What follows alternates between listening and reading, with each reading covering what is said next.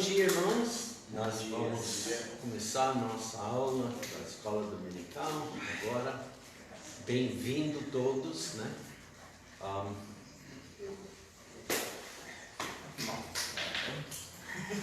Nós vamos abrir uma oração. Ouvimos agora que a Dona Eliane está doente, né? E não sei o que, não sei, mas temos pessoas trabalhando hoje de manhã, mas já temos 7 aqui, homens. Bom, vamos orar. Senhor Pai, nós te louvamos pelo privilégio de olhar cada domingo nessa hora na tua palavra. Pedimos, Pai, nos ensina, nos dá entendimento, esteja com nosso irmão Guilherme, enquanto que ele abra a tua palavra. Dá-lhe, Pai, a facilidade para falar, para ensinar. Usa a tua palavra para que podemos todos estarem crescendo na graça que há em Cristo Jesus. No nome de Cristo nós te louvamos. Amém. Amém. Hoje nosso tema é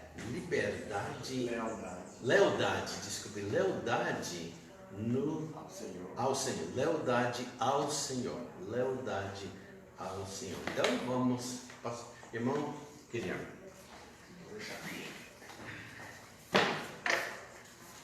Bem-vindo, pastor. Bom dia. Bom dia.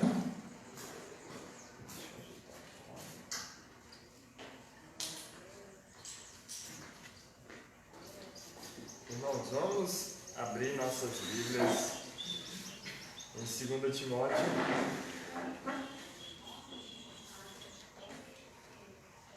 Segunda carta do apóstolo Paulo a Timóteo, capítulo 3.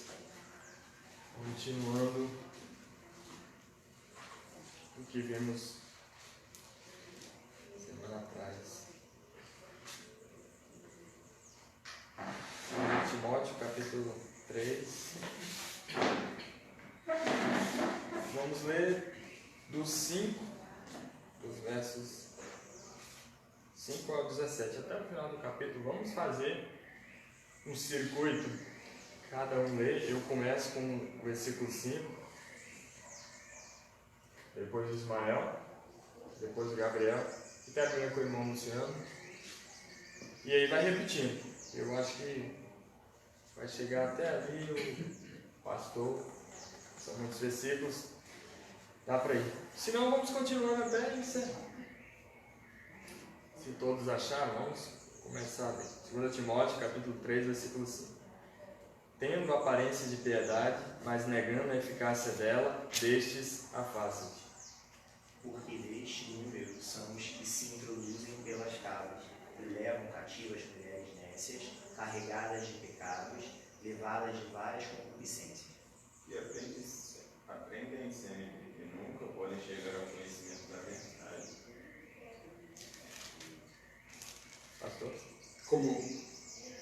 Como Janes e Jambres resistiram a Moisés, assim também estes resistem à verdade, sendo homens corruptos de entendimento e réprobos quanto à fé.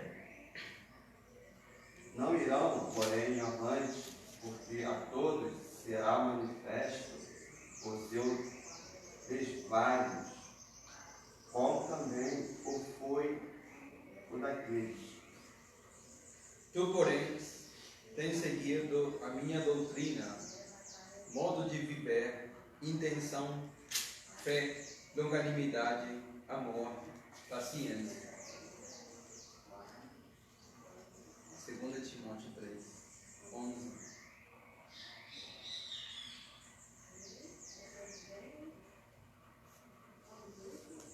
Irmão Luciano?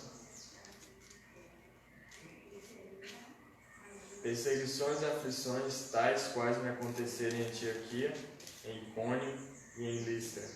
quantas perseguições sofri, e o Senhor de todas me livrou.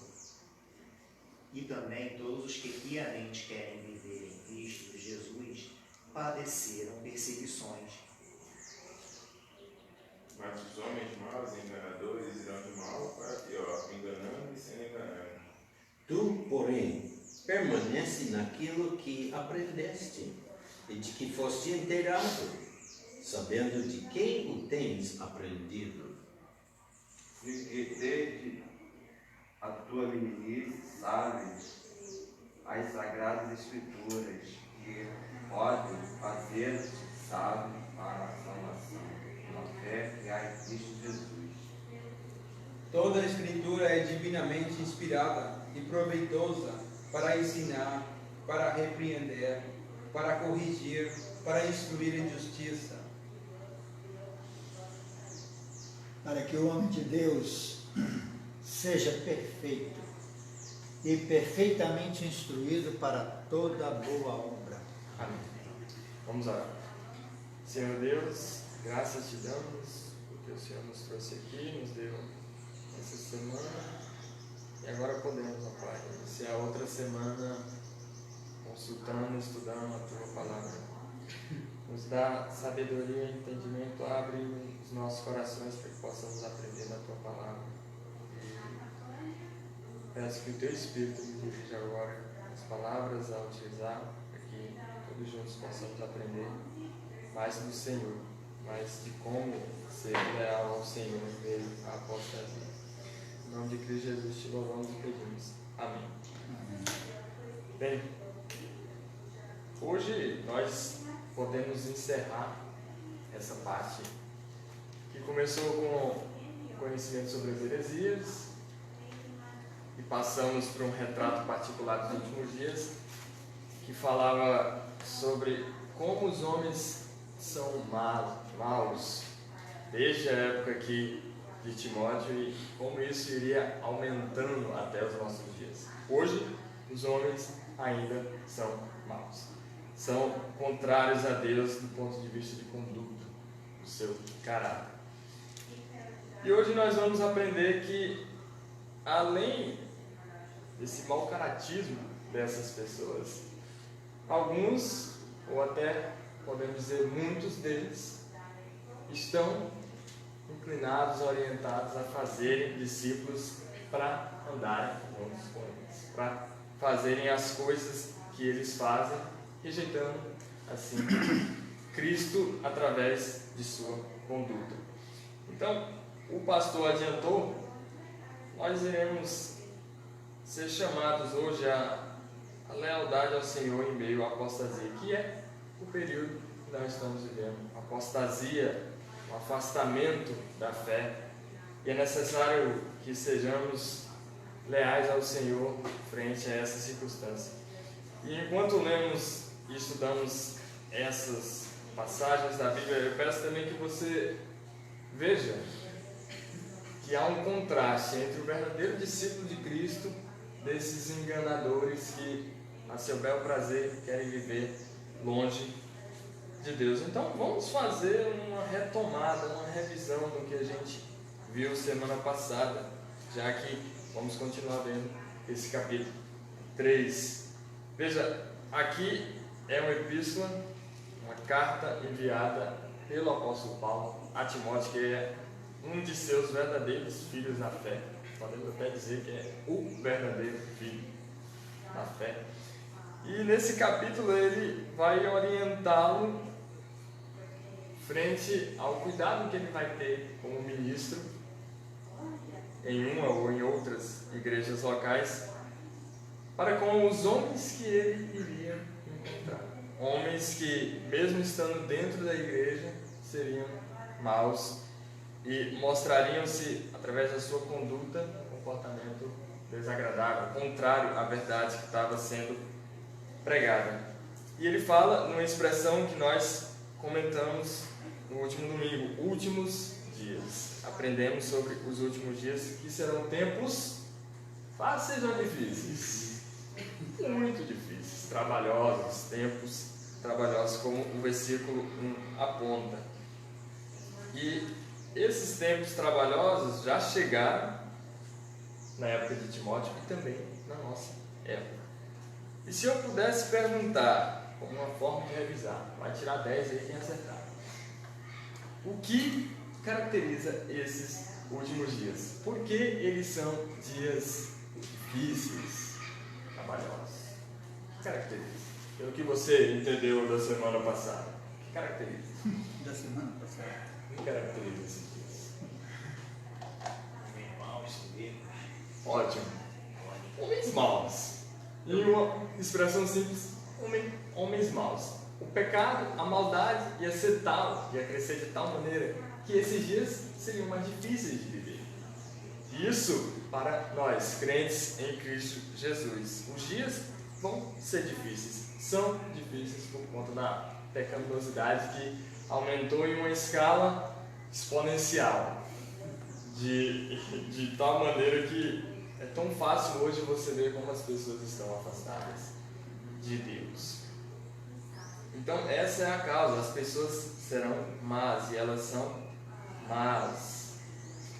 Bem, nós avançamos para os versículos 3, 4 e 5, ficamos um bom tempo nisso e percebemos que existem 2 pontos marcantes dessa maldade nas pessoas.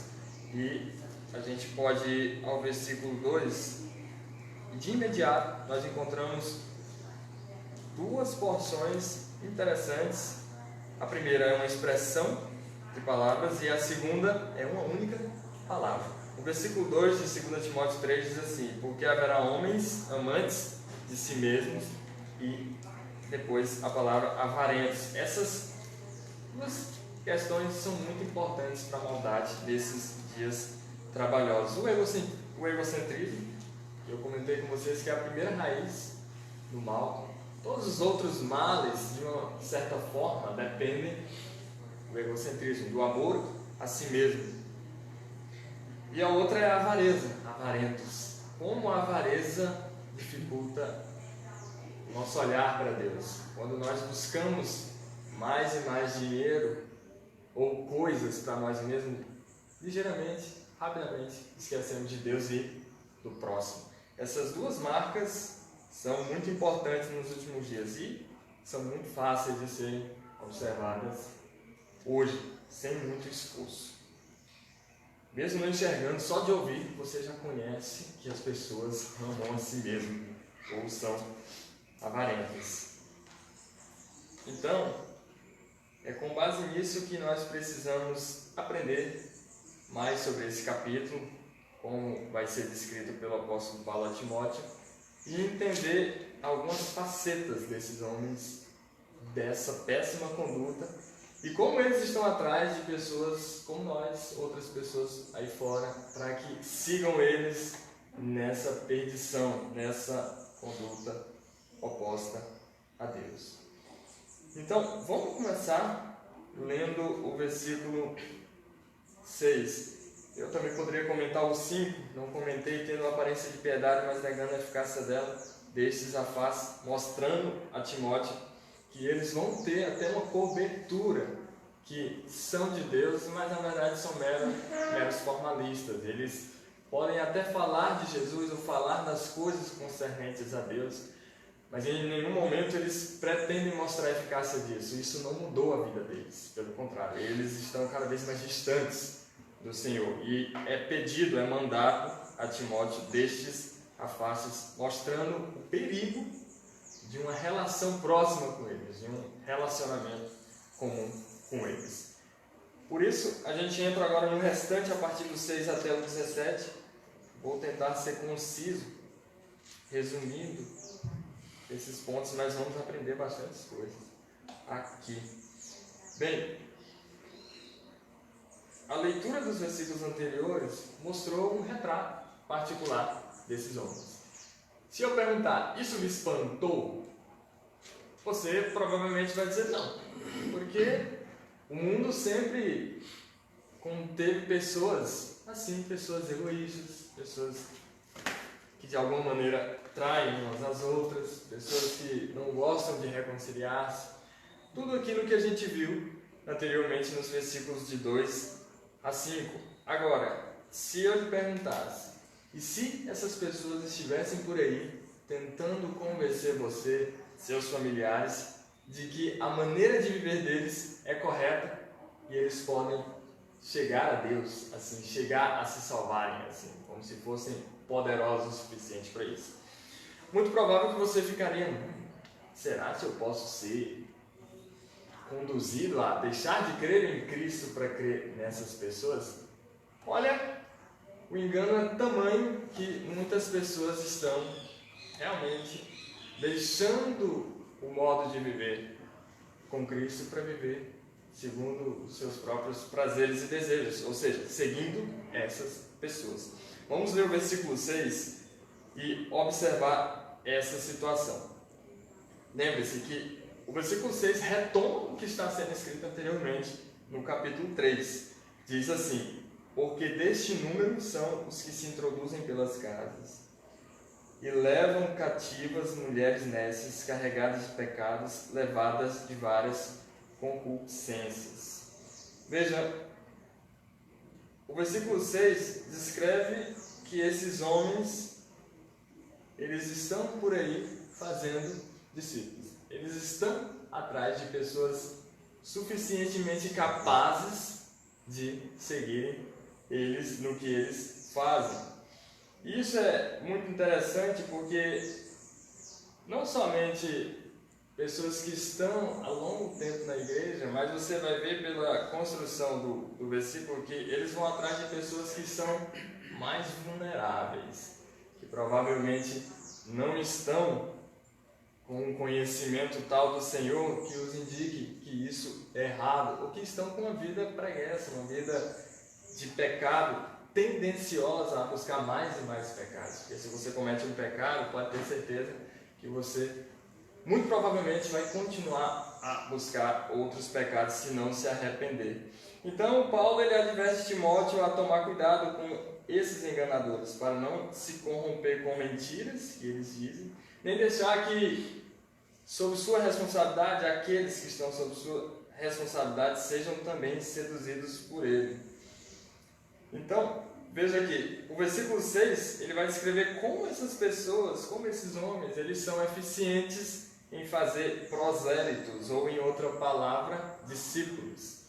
Veja, o versículo diz, porque deste número são os que se introduzem pelas casas. Eles não vão somente rejeitar a mensagem de Cristo, não vão somente viver de uma forma contrária à palavra de Deus, mas eles vão sair por aí, buscando pessoas para aderirem eles. E veja, o versículo também mostra que eles são homens espertos. O versículo diz, são os que se introduzem pelas casas. Provavelmente, nessa época aqui, eles não eram homens que saíam falando, tagarelando publicamente as suas mentiras. Porque, de certa maneira, qualquer que visse eles poderia pensar, esse é mais um desorientado, insensato por viver assim, porque isso não vai resultar em nada. Mas eles saíam pelas casas em busca de pessoas capazes para segui-los. Eles agem estrategicamente, escolhendo pessoas específicas, visitando-as nas suas residências ao invés de aparecer publicamente. O versículo também diz qual é o público-alvo dessas pessoas. Depois dessa parte que eu li, diz assim o versículo 6, e levam cativas mulheres nécias, carregadas de pecados, levadas de várias concupiscências. É muito importante que o Espírito Santo ainda descreve como é que eles fazem e também qual é o público capaz de recebê-los. Aí a gente vê claramente que são mulheres nécias e fracas moralmente, carregadas de pecado e levadas de várias concupiscências, ou seja, aquele desejo forte para, tendenciosamente, para pecado, para satisfação pessoal. Aqui, se a gente partir para uma aplicação prática, a gente pode perceber dois pontos importantes que a gente deve considerar. O primeiro é que, ainda que esses enganadores eles falem de Jesus, observe-se pelas suas condutas que eles são contrários a Cristo. A gente já viu isso anteriormente. A gente poderia dizer que eles são egoístas, são cobiçosos de glória para si e muitos orgulhosos. Nós precisamos ter cuidado com eles. E eles também não vão se contentar em seguir assim, eles vão atrás de outras pessoas, como já disse anteriormente. E o segundo ponto é que, pela natureza das pessoas que são arrebanhadas por eles, a gente tem que ter muita cautela e observar como não fazer para ser um alvo potencial disso. Veja, o versículo diz: mulheres nécias. Por um momento vamos ocultar mulheres, porque aqui nós somos homens. Mas a palavra nécias ou nécio é muito interessante. Se nós fôssemos no dicionário, nécio é aquele que é falho de instrução, de conhecimento ou de inteligência. E nesse caso, se as pessoas estão sendo dirigidas, se essas mulheres estão sendo dirigidas para o engano, naturalmente isso aqui é falta de entendimento das coisas de Deus, da pessoa de Deus, das coisas concernentes a Deus. Em outras palavras, da verdade da Bíblia. E é aí que você percebe claramente que quando você não busca conhecimento das coisas, você é um alvo muito vulnerável para acreditar em fábulas, em mentiras e em verdades. Nesse caso, uma mente pobre de conhecimento e inteligência é presa fácil para o engano, especialmente mulheres. Alguém pode ler Provérbios 19, Provérbios capítulo 19, versículo 2? Quem pode ler para nós? Assim como não é bom ficar a alma sem conhecimento, peca aquele que se apressa com os seus teus. Não é bom que a alma fique sem conhecimento. Porque uma alma sem conhecimento, ela não vai dar bons frutos e ela vai ser um alvo potencial para ser enganada. Provérbios 19, versículo 2. O Gabriel foi tão rápido que não deu nem tempo. Ninguém chegou. Abriu sem querer sozinho. Que bom.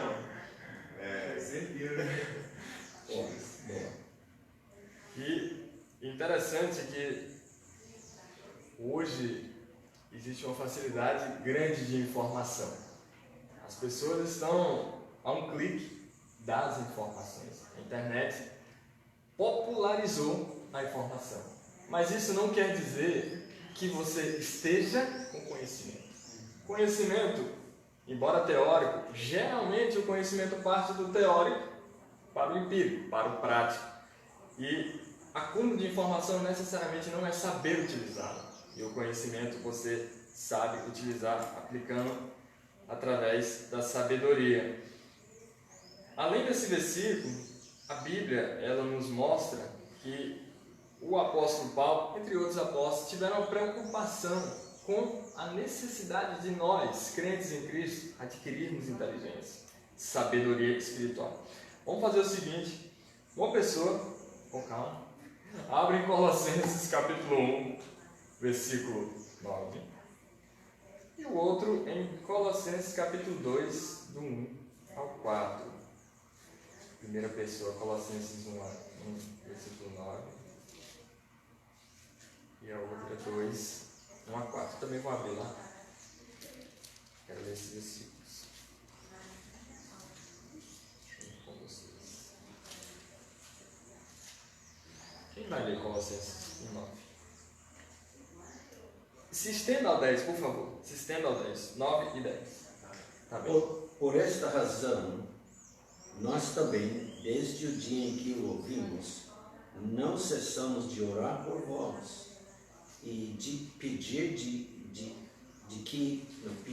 que sejais cheios do conhecimento da sua vontade, em toda sabedoria e inteligência espiritual, para que possais andar dignamente diante do Senhor, agradando-lhe em tudo, frutificando em toda a boa obra e crescendo no conhecimento de Deus. Um comentário.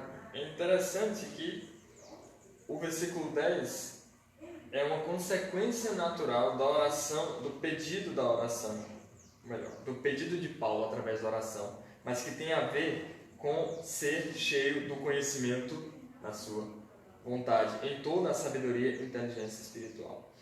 Logo, você é encaminhado, você é orientado, recomendado, mandado a adquirir sabedoria, adquirir inteligência, conhecimento de Deus, porque só assim você vai poder obedecer a Deus. Capítulo 2, 1 a 4, Ismael, por favor. Porque quero que saibais quão grande combate tenho por vós, e pelos que estão em Laodiceia, e por quantos não viram o meu rosto em carne, para que os seus corações sejam consolados e estejam unidos em amor, e em todas as riquezas da plena certeza da inteligência, para conhecimento do ministério de Deus e Pai, e de Cristo, em quem estão escondidos todos os tesouros da sabedoria e do conhecimento. E digo isto, para que ninguém vos engane com palavras persuasivas. Essa parte já tem em mente o fato de que possivelmente as pessoas, os crentes em Colossos, poderiam ser enganados. E ele retoma a certeza de que é necessário ter inteligência das coisas de Deus. É necessário estar munido dos tesouros da sabedoria e do conhecimento de Deus. Porque se alguém vier com algo para lhe oferecer, e se você fizer uma comparação básica com o que Deus tem lhe oferecido, suas promessas, seus mandamentos, seus ensinos, você claramente perceberá que não é negociável, que não é para você deixar as coisas de Deus por coisas tão fúteis como o que os enganadores oferecem para nós. Muito bem, obrigado pela leitura. Então, para evitar o engano desses opositores, é indispensável o conhecimento de Deus. Para discernir, é necessário antes com IEC. Eu vou ler agora Efésios 4,14, se você quiser me acompanhar. Podemos ir até lá. Efésios 4,14.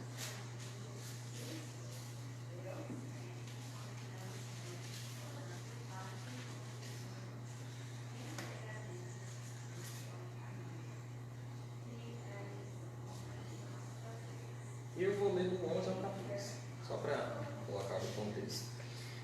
Diz assim: e ele mesmo deu uns para apóstolos, e outros para profetas, e outros para evangelistas, e outros para pastores e doutores, querendo o aperfeiçoamento dos santos, para a obra do ministério, para a edificação do corpo de Cristo, até que todos cheguemos à unidade da fé e ao conhecimento do Filho de Deus, a homem perfeito, à medida da estatura completa de Cristo, para que não sejamos mais meninos inconstantes, levados em roda por todo vento de doutrina, pelo engano dos homens que com astúcia enganam fraudulosamente. Mais uma vez aqui mostrando a necessidade de adquirirmos conhecimento, crescimento no conhecimento da vontade de Deus, com o fim de não sermos conduzidos ao engano. É muito feio, pelo menos eu via assim quando era jovem.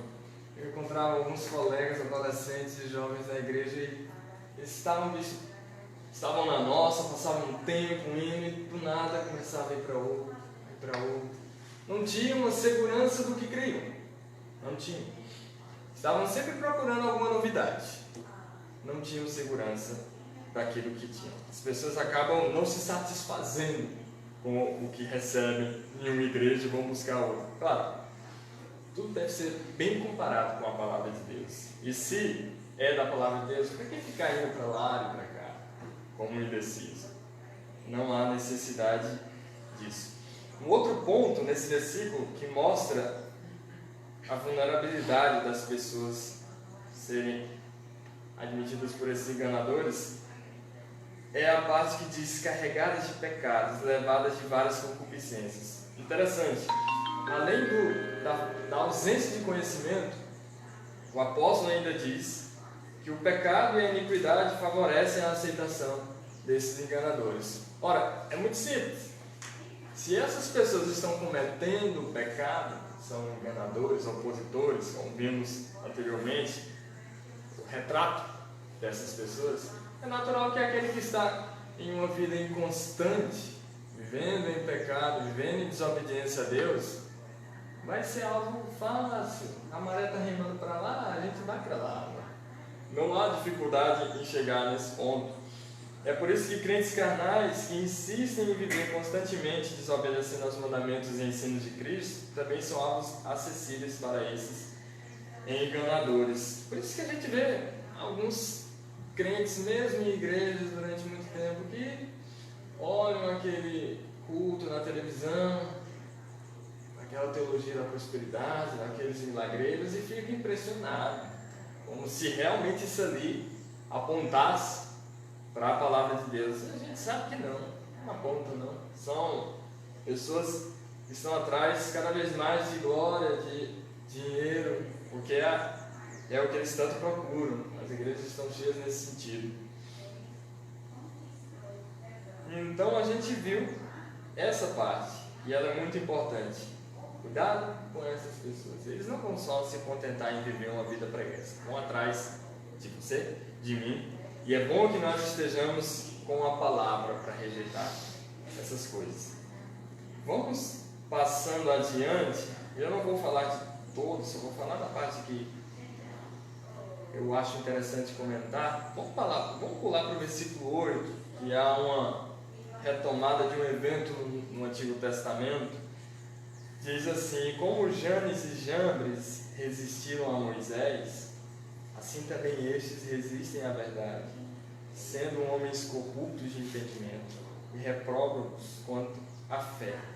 Não irão, porém, avante, porque a todos será manifesto o seu desvario, como também o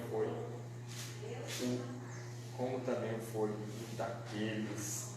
O apóstolo ele cita esses exemplos. É interessante que essas duas pessoas nominalmente não são citadas na ocasião do Antigo Testamento, em Êxodo, quando Moisés vai à presença de Faraó e faz alguns milagres para mostrar a divindade, para mostrar a Deus, seu poder, sua onipotência frente àquela situação. Vamos dar uma olhada nisso? Vamos para Êxodo capítulo 7. Êxodo capítulo 7.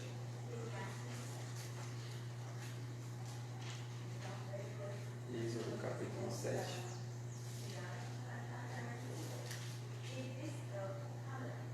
Versículos 10 a 12. Tem vários versículos, mas nós vamos. Eles aparecem algumas vezes. Nós temos o capítulo 7, tem o capítulo 8, também tem o capítulo 9. Mas vamos ver a primeira vez que eles aparecem. Versículo 10 a 12. Quem quer ler? Quem ainda não leu? Aliás, todo mundo já leu, né, no início. Quem ainda não leu das referências? Ah, já leu? Ainda não. Pois pode ler para nós, por favor. Do 10 ao 10. Do 10 ao 12. Então Moisés e Arão foram a Faraó e fizeram assim como o Senhor ordenara.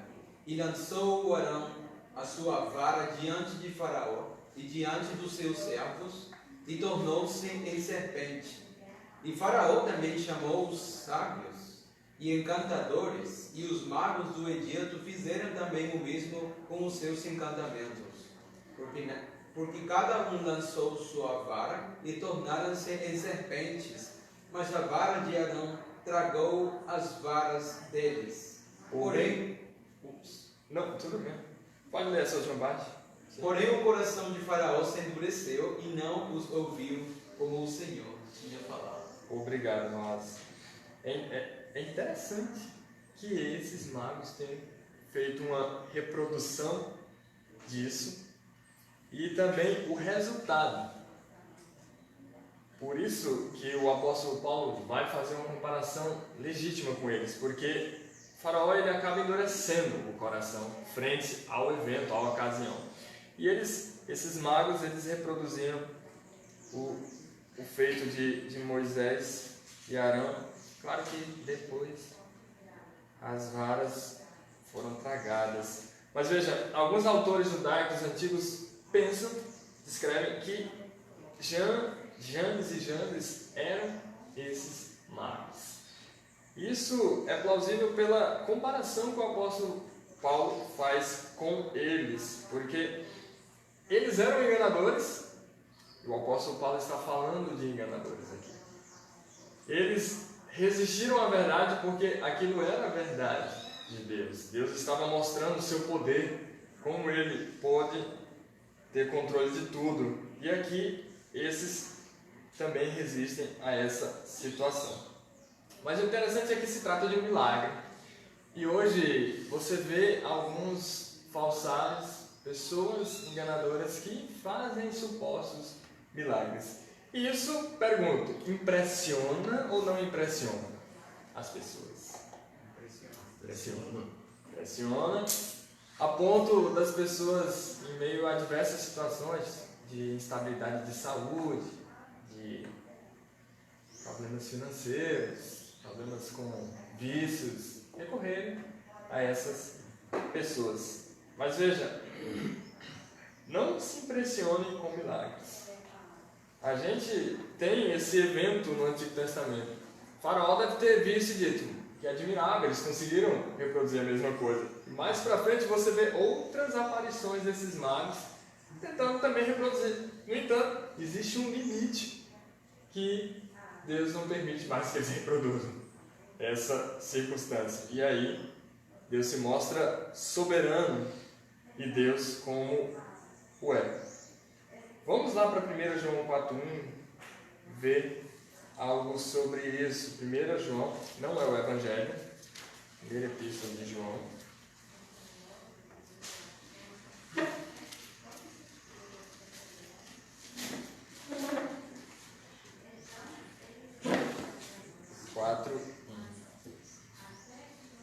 O senhor quer ler, irmão? 1 João 4,1. O senhor pode estender também o versículo 2. Não botei não, mas cabe aqui. Verdade, até o 3. 4:1. O senhor pode ler até o versículo 3, por favor? Amados, não creiais a todo o Espírito, mas provai se os Espíritos são de Deus. Porque já muitos falsos profetas se têm levantado no mundo.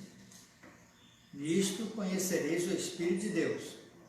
Todo Espírito que confessa que Jesus Cristo veio em carne é de Deus. E todo Espírito que não confessa que Jesus veio em carne não é de Deus. Mas este é o Espírito do Anticristo, do qual já ouvistes, que há de vir. E eis que já agora está no mundo. Muito obrigado. Não é nenhuma novidade. Os apóstolos falaram sobre isso. O próprio Senhor Jesus Cristo falou sobre isso. E nessa situação, você percebe claramente que o fato de alguém operar milagres, seja a natureza de qualquer que for, não corresponde necessariamente que essa pessoa seja de Deus ou esteja a favor de Deus. Não, tudo deve ser provado. E ali você vê claramente isso. Tem que confessar que Jesus Cristo veio em carne, que Jesus Cristo é o Senhor. Geralmente essas pessoas que cometem esses milagres, você nem vê menção a Jesus. Você só vê menção ao poder que ele tem de fazer milagres. E olha, não é querendo colocar areia no fogo não, mas muitos deles não são milagres. São mais fantasias, reproduções psicológicas do que milagres verdadeiros. Porque se você for estudar, e é uma coisa que eu recomendo, se você gostou desse tema, você pode estudar a natureza dos milagres de Cristo e dos apóstolos. Você vai ver que tem uma identidade, uma assinatura nesses milagres que não estão nos milagres de hoje. A imediatibilidade do milagre é uma. O milagre, ele era imediato. Ele realmente acontecia. Uma vez eu estava comentando com uma pessoa que falava sobre expulsar demônios, etc. Aí ele falou e disse assim, não, um pastor expulsou o demônio de um... Tempo depois, não demorou nem uma semana, o cidadão já estava com o espírito. um de novo. Porque assim. Porque se você observar, quando há uma expulsão de demônios na Bíblia, geralmente não volta lá. E a pessoa fica transformada. Por exemplo, o endemoniado de Gadara, se você observar o antes e o depois dele, você fica maravilhado. Aquele homem realmente não tem mais aqueles espíritos e tem uma vida transformada por Jesus Cristo. Hoje isso não acontece, né? Se um curandeiro e um milagreiro faz isso, tempo depois a pessoa está com a vida que não reproduz um milagre verdadeiro. Pois bem, essas pessoas aqui fazem um paralelo normal com os de hoje. Janes e Janes, aqueles magos egípcios, eles resistem à verdade, os de hoje resistem também. Se você for comentar com eles sobre o erro deles, eles vão resistir e vão se opor a você. Como o versículo 8 diz também, sendo homens corruptos de entendimento e repróbados quanto à fé. Não entendem, por mais que vocês estudem, não entendem a fé cristã. Não irão, porém, avante, porque a todos será manifesto o desvario, como também o foi daqueles. Como eu expliquei, houve um limite. Eles reproduziram alguns milagres ali de Moisés, junto a Faraó, mas houve um limite que eles disseram, aí é dedo de Deus, não dá para nós fazermos mais isso. E todos nós conhecemos o restante da história, né? Eles e ninguém puderam fazer nada para o Egito. Deus zombou daqueles ídolos do Egito, daqueles deuses com D minúsculo. E aí a gente chega onde eu quero chegar, uma parte importante. Chega de falar de conduta e comportamentos equivocados para falar daquilo que identifica o verdadeiro crente num meio de apostasia, num meio em que as pessoas estão vivendo de maneira contrária à palavra de Deus, abertamente. Vamos ver os versículos 10 e 11 e a gente vai se estender até o final, até quando a gente conseguir. Diz assim, 2 Timóteo 3, 10 e 11. Tu, porém, tens seguido a minha doutrina, modo de viver, intenção, fé, longanimidade, amor, paciência, perseguições e aflições, tais quais me aconteceram em Antioquia, em Icônio e em Listra, quantas perseguições sofri, e o Senhor de todas me livrou. Nessa epístola há vários versículos, e o capítulo 4 é onde o apóstolo faz quase como uma despedida desse mundo e também do Timóteo. Tem versículos notáveis no capítulo 4, como versículo 7, combati o bom combate, acabei a carreira, guardei a fé. Um versículo que creio que todos querem dizer quando estiver findando essa vida, mas eu gosto muito dessa construção dos versículos 10 e 11, frente ao que foi exposto nesse capítulo 3. Por quê? Porque se nós observamos todo o retrato particular dos últimos dias, onde os homens são maus e querem outros homens com eles. Aqui você nota o apóstolo Paulo elogiando Timóteo, reconhecendo que o seu viver apresentava um verdadeiro contraste com os homens que ele mencionou anteriormente. E o interessante aqui é que ele diz, tu, Timóteo, porém, essa palavra porém, nós sabemos que contrasta, é uma comparação com o que está sendo dito anteriormente. E ele vai falar que a vida de Timóteo tem sido um espelho da própria vida do apóstolo, em algumas expressões e palavras que nós vamos tratar agora. Essas palavras, essas expressões e palavras são, tem seguido a minha doutrina, no versículo 10, modo de viver, intenção, fé, longanimidade, amor, paciência, e aí continua no 11, eu não vou ler porque vamos entrar nesse ponto. Eu quero tratar com vocês cada um, e vamos com calma, mas também não vamos demorar tanto. A primeira, o apóstolo Paulo diz que ele tem seguido a minha doutrina. Parece que ele quer falar dele mesmo, mas essa doutrina, qual é essa doutrina que o apóstolo está citando? Minha doutrina. Qual é? Em outros momentos ele diz, né, o meu evangelho. Será que é algo novo? Quem quer comentar nesse sentido? Eu não tenho deixado momentos para dúvidas, pessoal, mas se vocês estão com dúvidas e eu estiver falando muito rápido, falem comigo. Que doutrina é essa, minha doutrina, que o apóstolo Paulo está se referindo? A pergunta difícil? Não é difícil. Não é difícil. O pastor está com a palavra na língua, né?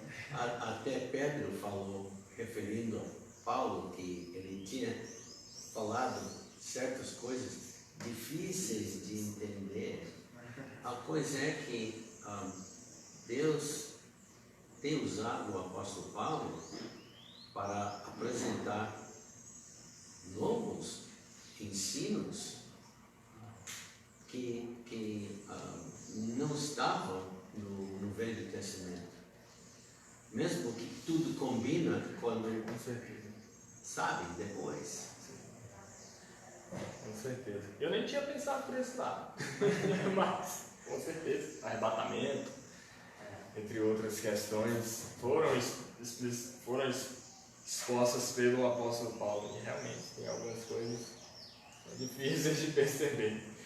Mas nesse ponto aqui, eu já penso que é a doutrina cristã, o corpo de doutrinas que o apóstolo Paulo pregou desde Atos até agora. Tanto que ele cita que ele tem seguido essa doutrina, a minha doutrina. E Timóteo naturalmente o acompanhava e deve ter sido salvo em uma das viagens que ele fez até aquela região ali de Cônio, Listra.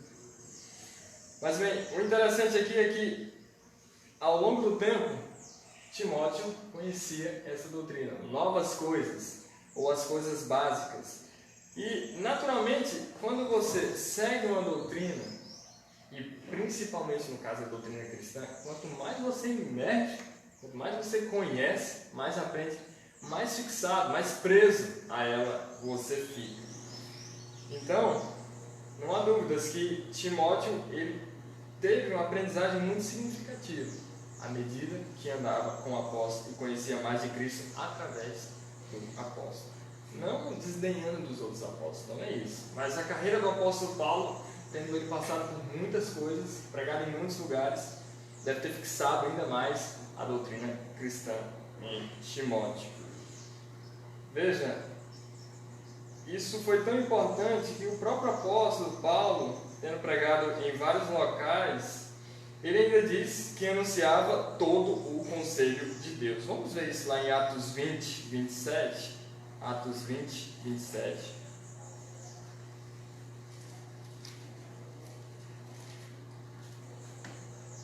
Atos capítulo 20, 27.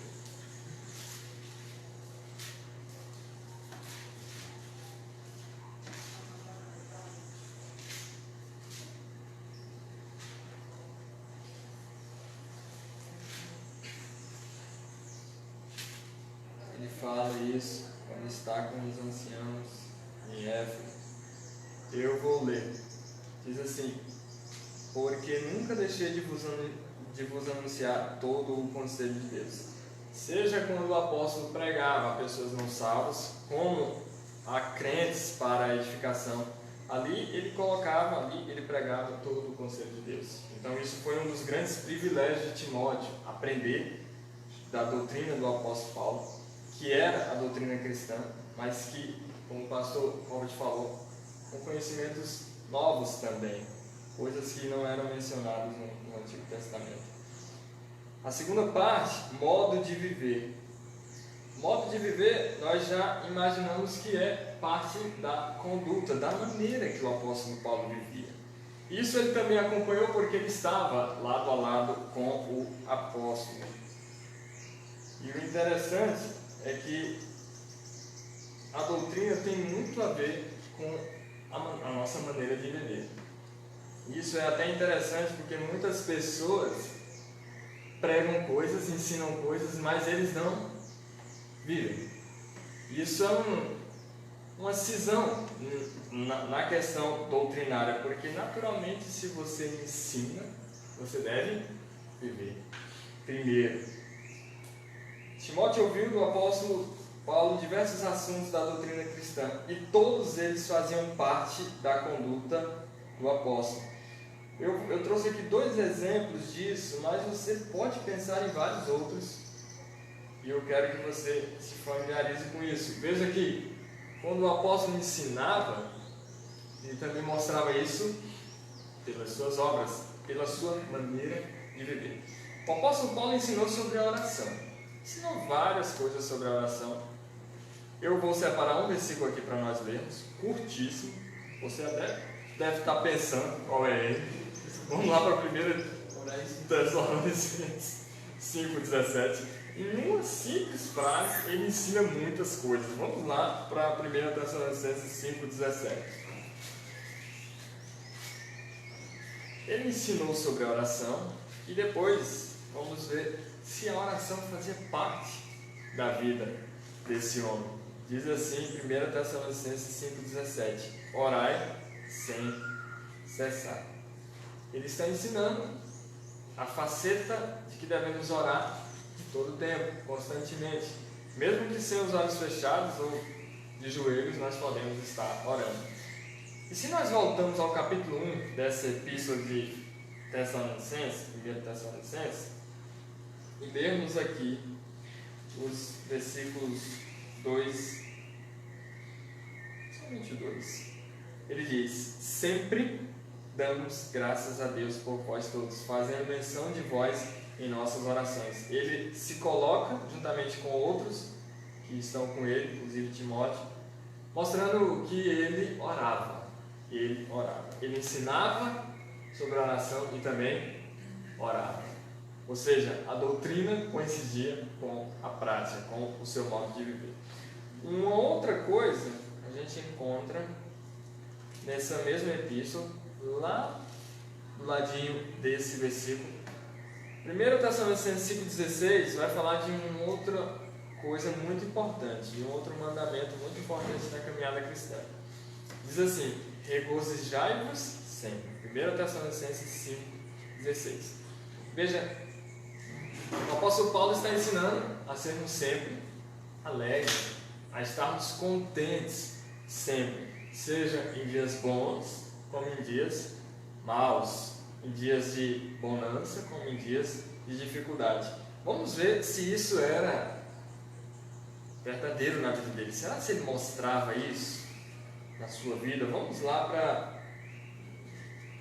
Gosto desse versículo, Filipenses capítulo 4, versículos 11 e 12. Veja se você se identifica com o apóstolo Paulo nessa maneira de viver também. Filipenses capítulo 4, versículos 11 e 12. Se você encontrou, eu leio. Acompanhe comigo. Não digo isto como por necessidade, porque já aprendi a contentar-me com o que tenho. Sei estar abatido e sei também ter abundância. Em toda maneira e em todas as coisas estou instruído, tanto a ter fartura como a ter fome, tanto a ter abundância como a padecer necessidade. Ele mostra aqui que sabe, que aprendeu. É claro que aqui ele já está de barbas brancas, né? Demorou, mas aprendeu a viver contente em toda e qualquer situação. Então esse mesmo homem poderia dizer: regozijai-vos sempre, porque ele mesmo vivia isso. E estimamos a volta do pastor. O pastor estava pregando em Filipenses.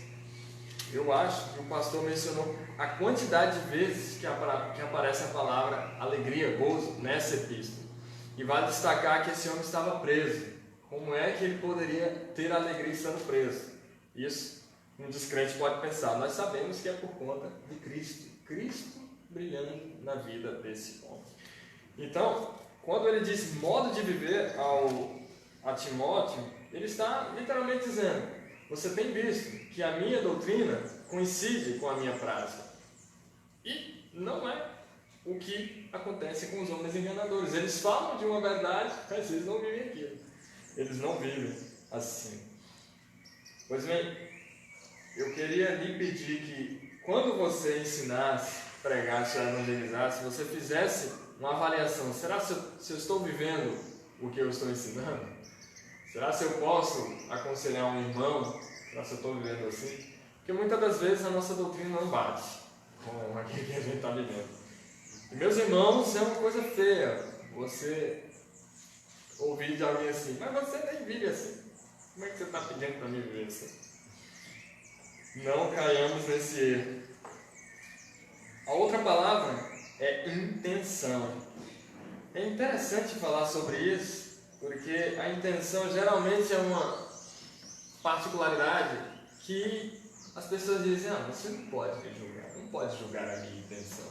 Você não sonda meu coração, mas Deus sonda o nosso coração. E Deus julgará também a nossa intenção frente àquilo que fazemos. E aqui, intenção nada mais é que o próprio fim aqui visava o apóstolo Paulo com a sua vida, com a pregação do Evangelho e com o ensino aos irmãos crentes. E é interessante que ele tinha uma intenção notável aqui. A gente pode encarar a intenção do apóstolo Paulo com dois grandes objetivos. O primeiro era a glória de Deus. Ele fazia tudo para a glória de Deus, pregava para a glória de Deus. Vamos lá em 1 Coríntios 10, 31.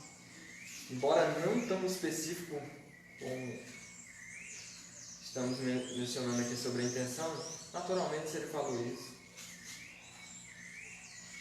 ele está também pensando nisso. 1 Coríntios 10, 31. 1 Coríntios 10, 31.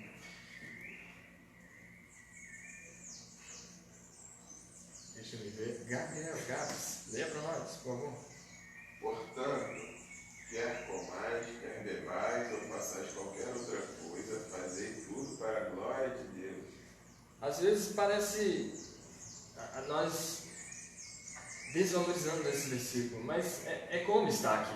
Nós devemos fazer tudo para a glória de Deus, pregar para a glória de Deus, ensinar para a glória de Deus, ir para o trabalho para a glória de Deus, arrumar as cadeiras aqui na igreja para a glória de Deus. Essa deve ser a nossa intenção natural quando fazemos algo aqui, sabendo que somos de Cristo.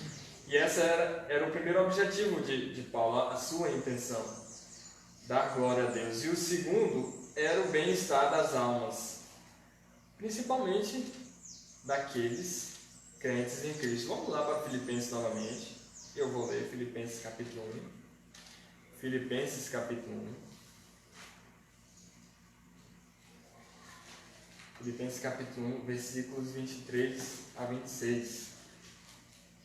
O apóstolo Paulo amava as pessoas e isso é exposto claramente no cuidado que ele tinha para com elas, no cuidado dentro das igrejas. Veja, diz assim: mas de ambos os lados estou em aperto, tendo o desejo de partir e estar com Cristo, porque isto é ainda muito melhor. Mas julgo mais necessário, por amor de vós, ficar na carne. E tendo essa confiança, sei que ficarei e permanecerei com todos vós, para proveito vosso e gozo da fé, para que a vossa glória cresça por mim em Cristo Jesus, pela minha nova ida a vós. O apóstolo Paulo queria muito estar com Cristo, partindo desta vida. Mas ele pensava que a sua presença ainda seria de muito proveito para os outros. Então ele pensava claramente nos outros. Essa era também uma intenção dele. Agora, quando você pensa na intenção dos que enganam, geralmente é só um: amar a si mesmo, buscar tudo para si. Diferente do apóstolo Paulo, que buscava tudo para outrem, a começar a Deus, para a glória de Deus e também para os santos, para a edificação dos santos. E depois, no versículo 10, são citados traços de caráter: fé, longanimidade, amor e paciência. Eu penso que amor você já vê no cuidado que ele tinha com as igrejas. Fé e longanimidade também, mas vamos comentar algumas delas. Eu separei aqui para comentar a fé e longanimidade. Essa palavra fé, no versículo 10, para Timóteo era muito importante porque, tendo caminhado com o apóstolo Paulo, com certeza Paulo passou por muitas situações. Em 2 Coríntios você encontra uma descrição de tamanhas dificuldades que ele passou. Mas eu penso que Timóteo, jovem, deve ter observado e dizer: caramba, mas como ele mantém a fé? olhando para Cristo, mesmo que resistindo a todas essas coisas. Então, esse é um traço marcante que ele evoca como apelo para Timóteo, no meio de tempos difíceis. Você viu a fé que eu tinha, eu também passei por coisas assim. E é importante que você, tendo fé, consiga passar também por elas. A fé, a integridade e a fidelidade do apóstolo Paulo, elas vinham da confiança que ele tinha no Senhor, da fé em Cristo Jesus. Vamos lá para Romanos 8. Vamos ler uma porção boa aqui, hein? Romanos 8, capítulo 31 e 39, para ver um brado de fé do apóstolo Paulo nessa epístola. Só para nós dimensionarmos essa parte. Romanos capítulo 8, 31 ao 39. Olha. Vamos ler do 35 ao 39, por amor ao tempo. Mas se você tiver curiosidade, leia do 31 ao 39 depois. Romanos 8, 35 ao 39. Diz assim: quem nos separará do amor de Cristo? A tribulação, ou a angústia, ou a perseguição, ou a fome, ou a nudez, ou o perigo, ou a espada? Como está escrito: por amor de ti somos entregues à morte todo dia. Somos reputados como ovelhas para o matador, mas em todas estas coisas somos mais do que vencedores por aquele que nos amou. Porque estou certo de que nem a morte, nem a vida, nem os anjos, nem os principados, nem as potestades, nem o presente, nem o porvir, nem a altura, nem a profundidade, nem alguma outra criatura nos poderá separar do amor de Deus que está em Cristo Jesus, nosso Senhor. Um brado de fé. Um homem de fé era o apóstolo Paulo. Então ele cita essas coisas. E as outras a gente pode dar uma olhada na longanimidade do apóstolo. Quão longânimo ele era para com as igrejas. Se nós pensarmos em algumas igrejas que tiveram problemas e ele deu a devida atenção para resolver, seria muito simples ele dizer assim, olhar para a igreja assim: eu não sei o que eu faço com você não. Você vira. Você tem a igreja em Corinto, uma igreja problemática. A igreja na Galácia, em que os judaizantes estavam lá, e ele chega a usar uma expressão que é interessante, ele diz assim, não precisa ir lá. Vou ler 2 versículos rapidamente em Gálatas. Ele diz assim no capítulo 1, versículo 6: maravilho-me de que tão depressa passasseis daquele que vos chamou a graça de Cristo para outro evangelho. Ele estava ciente que aquela igreja estava a caminho de um outro evangelho. E aí no capítulo 3, versículo 1, ele usa uma expressão mais forte: ó insensatos Gálatas, com uma exclamação no final. Ou seja, ele está chateado por a situação, mas você vê na epístola que o desejo dele é o resgate daquilo, é o afastamento daqueles que estão prejudicando a fé daquela igreja. Então ele demonstra longanimidade com aqueles irmãos para que, passando por essa situação. Bem, passando por essa parte, nós vamos para o versículo 11, estamos quase terminando. E ele também cita a Timóteo um aspecto que é chave para a caminhada cristã de todo crente, seja naquela época como também agora. Ele cita: perseguições e aflições, tais quais me aconteceram em Antioquia, em Icônio e em Listra. Quantas perseguições sofri, e o Senhor de todas me livrou. E ele ainda diz: e também todos os que piamente querem viver em Cristo Jesus padecerão perseguição. Normatizando o apóstolo aquela situação, ele iria ser perseguido, você também vai ser perseguido. Claro que no Brasil, de uma maneira um pouco diferente, mas a gente vai comentar isso em breve. Interessante aqui é que ele cita perseguições em Antioquia, em Icônio e em Listra. Essas 3 ocasiões Timóteo deve ter conhecido bem, porque se aproximava da região natural de Timóteo, que era Listra, que é ali onde ele ouve o Evangelho na primeira viagem missionária. Se eu não me engano, o pastor, o Roaz ou qualquer um de vocês pode me ajudar. Onde é que ele é apedrejado e dado como morto? Em Listra ou em Icônio? Onde ele sofre uma perseguição tal que ele é apedrejado e dado como morto. Foi, acho que nisso. Vamos lá em Atos? Deixa eu ver se eu tenho aqui, não tenho. Eu li antes de sair de casa, mas me lembrei. Ah, tá. Foi em Listra, capítulo 14, versículo 19. Sobrevieram, porém, uns judeus de Antioquia e de Icônio, que, tendo convencido a multidão a que ele já estava em Listra, apedrejaram a Paulo e o arrastaram para fora da cidade, cuidando que estava morto. Mas, rodeando os discípulos, versículo 20, levantou-se e entrou na cidade, e no dia seguinte saiu com Barnabé para dentro. Uma perseguição vibrante, né? Alguns teólogos defendem que aqui ele ressuscitou, ele estava morto mesmo. E provavelmente foi nessa situação que ele foi o terceiro céu.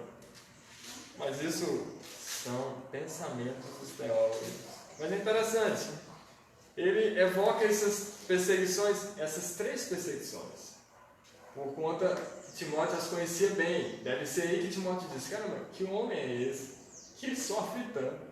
Por que causa é que ele sofre tanto? Eu quero conhecer. E aí ele se achega a Cristo.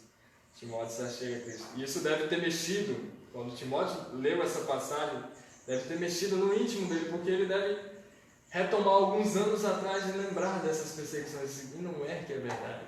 Essas perseguições ele sofreu. Que dirá eu? Não tenho sofrido nem metade disso. E ele faz isso aqui.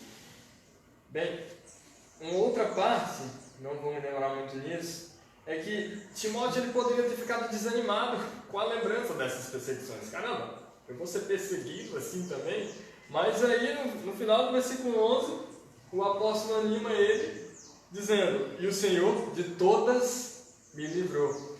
Além de perseguições, você também tem o cuidado do Senhor Jesus para com elas. Você pode ter certeza que assim como o apóstolo Paulo foi livrado pelo Senhor, Deus sabe como livrar você também dessas aflições. E deve ser natural para nós reconhecermos que perseguições são comuns. O versículo 12 vai dizer isso. Se você quer viver de uma maneira piedosa para Deus, você vai padecer perseguição. Se nós fizéssemos um concurso para dizer aqui quantos de nós padecemos algum tipo de perseguição no nosso trabalho, na nossa vizinhança, talvez na nossa família, nós poderíamos dizer vários. Não temos sido perseguidos como Timóteo, como Paulo e Timóteo. Naquela época, realmente ser cristão representava um risco iminente para que você viesse a morrer. Hoje somos perseguidos de diferentes maneiras. Muitas das vezes não podemos repreender nossos filhos como convém, porque há leis que impedem isso e causam sanções para você.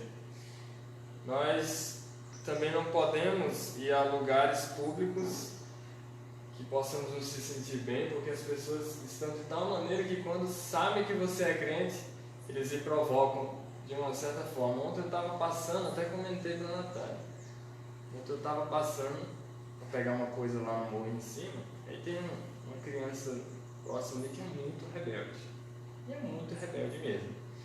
Os pais com certeza não ensinam uma maneira adequada de viver, e se você passa, até um outro irmão da igreja comentou comigo e com a minha esposa sobre isso, a criança de alguma maneira faz alguma coisa, chama a sua atenção. Mas ontem eu fiquei surpreso que eu subindo, eu vi a criança e eu já pensei, ela vai falar alguma coisa. Aí falava, chamou a atenção, e quando eu saí, eu aumentei um pouco a distância dele e eu ouvi ele dizer assim: vai o crentinho. Provavelmente os pais não dão a devida atenção a eles. Os pais olham para os crentes e desprezam, e a criança assimila aquilo. E ela vai reproduzir algo que os pais não reproduziriam, né? Os pais adultos não vão falar disso de maneira tão aberta, mas uma criança que é mais sincera e verdadeira vai reproduzir isso facilmente. Mas claro, a criança não sabe o que está fazendo, ela só está absorvendo um comportamento que os pais reproduzem. Por isso, é importante ter cuidado nesse aspecto. Mas de certa forma, onde estamos, nós sofremos perseguições. Por que você faz isso? Duvido se, como Ismael falou, duvido se você vai durar uma semana. Duvido se você não vai chegar no momento de... Sabendo que o nosso caráter cristão não permite essas coisas. Mas ainda assim eles querem perseguir a gente. Por fim, os últimos versículos, do 14 ao 17, eles vão falar de uma particularidade muito importante para Timóteo e para nós, que é a palavra de Deus. Penso eu que aqui foi a cereja do bolo que o apóstolo Paulo colocou para entregar para Timóteo, porque ele vai falar ainda que os homens maus e enganadores irão de mal a pior, não vão ter frutos legítimos disso, eles vão cair na perdição. Só que ele diz, do 14 ao 17: Tu, porém, permanece naquilo que aprendeste, e que foste inteirado, sabendo de quem o tens aprendido, e que desde a tua meninice sabe as sagradas escrituras, que podem fazer-te sábio para a salvação, pela fé que há em Cristo Jesus. Toda a escritura é divinamente inspirada e proveitosa para ensinar, para repreender, para corrigir, para instruir em justiça, para que o homem de Deus seja perfeito e perfeitamente instruído para toda a boa obra. Paulo evoca o instrumento mais importante do trabalho do ministro e do trabalho de todo crente: a palavra de Deus. Hoje, irmãos, nós temos essa bênção, eles não tinham na época. Todo canon, a palavra de Deus em nossas mãos, e com a possibilidade de abrir, ler e estudar publicamente nesse país. Aqui estão todas as orientações de Deus para nós nos mantermos seguros nessa caminhada até o fim de nossa vida. E o apóstolo Paulo menciona aqui até mesmo o conhecimento que ele tinha, versículo 15, desde a meninice, em que sua mãe e sua avó deveriam ter ensinado Timóteo. E mostra que as escrituras, versículo 16, é divinamente inspirada, o que realmente mostra que deve ser considerada, porque não é algo que foi dado pelos homens, mas por Deus aos homens. Proveitosa para ensinar, para repreender, para corrigir, para instruir em justiça. Todo homem fica bem preparado com as Sagradas Escrituras. Então ele encerra esse capítulo mencionando maravilhosamente a menção à palavra de Deus. Veja, a construção do capítulo é muito interessante. Ela começa dando as más notícias, falando de um retrato difícil de encarar, mas te fornecendo munição suficiente para você passar por esses dias. O título do nosso estudo é assim: precisamos dar atenção a isso, dar atenção à palavra de Deus e nos guardarmos desse mundo mal. Alguém tem dúvidas? A gente encerra essa série de estudos aqui, de heresias e de apostasia. É um assunto delicado, mas eu gosto desse assunto porque ele fez parte da minha vida durante muito tempo. A gente passa e cresce vendo as mudanças, tantas mudanças no mundo e mudanças também dentro das igrejas. Então, meus irmãos, tem comentários, dúvidas? Vocês são muito sérios. Alguém pode orar para encerrar? Porque a gente ainda tem tempo, tem 10 minutos aí para comentar.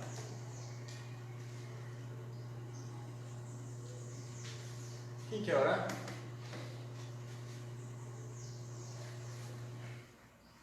Senhor meu Deus, obrigado, Pai, pelo estudo do Guilherme.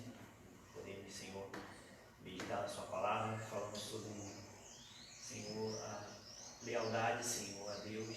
Possamos ser leais a Ti, Senhor. Que possamos não seguir com as doutrinas deste mundo, Senhor, e com as falsas profecias. Possamos seguir, Senhor, conhecendo Sua palavra, crescer cada dia. Senhor, nos ajude a caminhar, Pai, conhecer a verdade.